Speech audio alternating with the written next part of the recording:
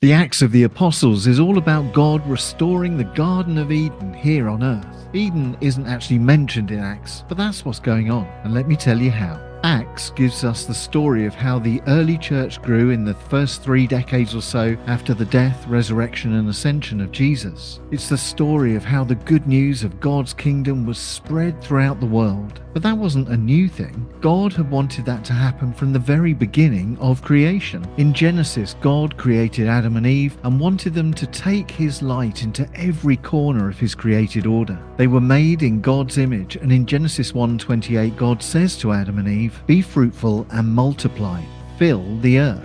A command to take the image of God and spread it around the globe. The whole world will be the place where God could enjoy fellowship with human beings, and where there would be peace and joy, and where the light of God would infuse all things. That was God's plan, but Adam and Eve chose a different path. In Genesis 3, they ate the forbidden fruit, knowing that they would become like God themselves, and they fell from grace. So when they left the Garden of Eden, it was no longer the image of God that they would spread around the world, but the image of a broken humanity. But such is God's love, he would not let that be the end of the story. God sent his son Jesus to pay the price for our sins, to restore in us the image of God, and to rebuild the relationship between the Creator and the created. So in the Acts of the Apostles, before Jesus ascends into heaven, he recommissions God's people. As God had said to Adam and Eve, "Be fruitful and multiply, fill the earth," so Jesus says this to his disciples in Acts 1 verse 8,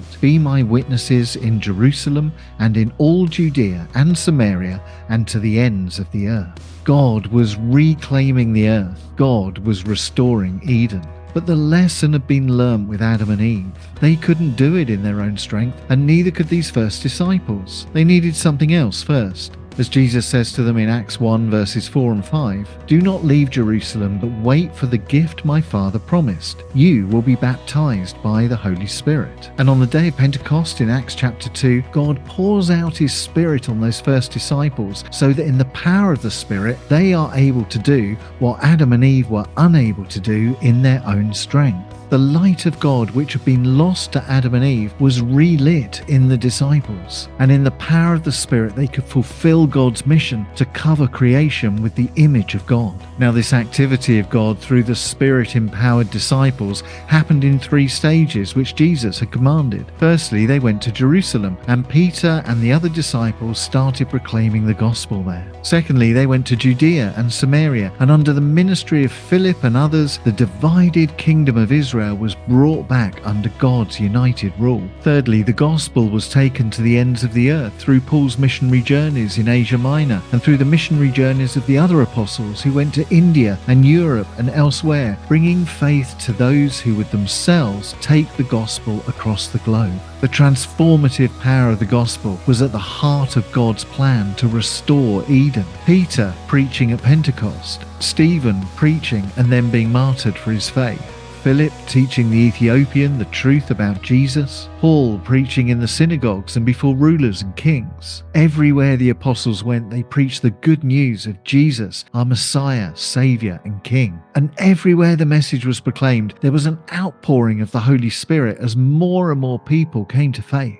The image of God was restored in them, and they began to play their part in spreading the good news about God's love and reclaiming the earth for God's kingdom. The church was being built by the proclamation of the gospel. Jew, Gentile, Greek, Roman, men and women, slave and free person. No one was beyond the bounds of God's grace and love. The whole earth was becoming the new Garden of Eden. And as the generations have passed, so the responsibility for that has fallen to us. We are now the stewards of the gospel. We are now the ones who have been baptized in the Holy Spirit and commissioned to spread the good news of God's saving love and the sacrifice of Jesus made for us on the cross. The Acts of the Apostles is not a finished book. It is up to you and me to write the next chapter, taking the light of Christ to our friends and neighbours and throughout the world until that light shines to the ends of the earth and the relationship first formed between God and humanity in the Garden of Eden is finally restored.